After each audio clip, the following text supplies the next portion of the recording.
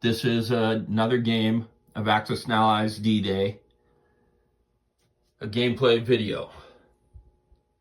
Now, the last game here, I used all the cards, the order cards, fortune cards, and tactic cards, and it was a clear German victory where they held all three cities at the end. I played again and posted that game onto Rumble, and that was a clear Allied victory where they held all three cities. And I didn't even play into round 9. We finished it in round 8. In that game, we only used the order cards. So this time we are using the order and the fortune cards. And the Allied strategy, similar to last game, is going to be to try to go directly up the center, put pressure on St. Lo as soon as possible. And the German strategy is going to be more aggressive than the last game, where we were more focused on defending these cities. And we're going to try to make more attacks to utilize the tanks. In the last game, there was severe strafing that hurt the Germans, where they were forced to try to get into St. Lo. So it's kind of important for them to keep a presence in these cities as long as possible and not allow the Allies in there. But somehow the Allies in the last game got in and kept putting the fighters max 4, and trying to get in there, just destroyed the German reinforcements. So, with that in mind, we're going to start another game, and might be the last one until I move to something else. That's it. Axis&Allies D-Day. Okay, here in the first round, fighters, we've decided to put them at all the reinforcement zones, putting 2 fighters here, 1 zone away from St. Lo, and 2 here, the closest other one to St. Lo, 1 in the remaining. There is not 1 here because of the anti-aircraft, but we do have 1 here that forces that tank to go through it, or anybody in there to help that tank to deal with it. But our bombers, we've got 1 here on this lone tank and 1 over here targeting the tank over there. So we're going to go ahead and roll for those. Here is the British bomber against the tank. It's a 3 or less, so that's 1 hit. And then the American bomber, so that's 2 tanks down in round 1.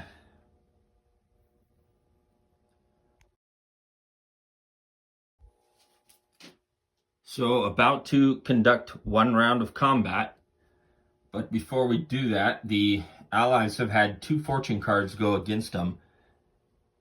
Their naval bombardment only hit on 1s and did not hit a single blockhouse. And then they got another one for their moving to the beaches. They were only allowed to move 1 British and 1 American unit to the beach. And so here on Gold Beach and Omaha is where I chose. Reason being is when we get reinforcements, this zone allows 7 units.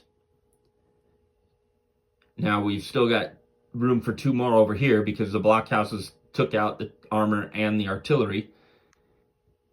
And the Americans lost all their artillery and a couple of units, infantry units over here as well.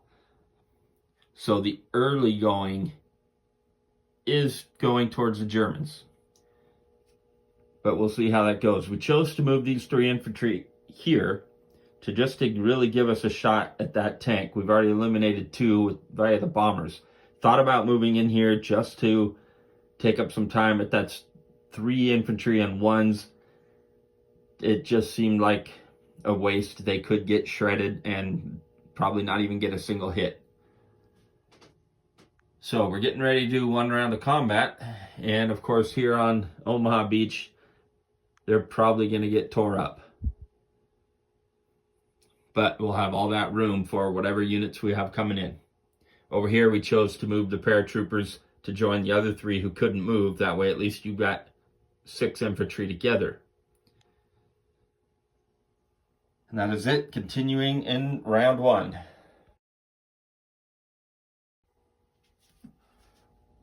So the Allied attacks, the infantry here did not take out that tank.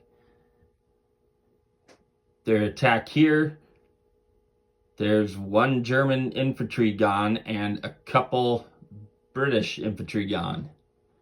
And here 4 American infantry are gone and I think 1 German infantry. Over here, they might have taken out 1 infantry. Of course, the Germans have moved since, but the Americans lost 2 infantry. So nothing special about the Allied attack. And then the Germans, of course, lots of movement to move away from the coast out here on the peninsula and move towards the action.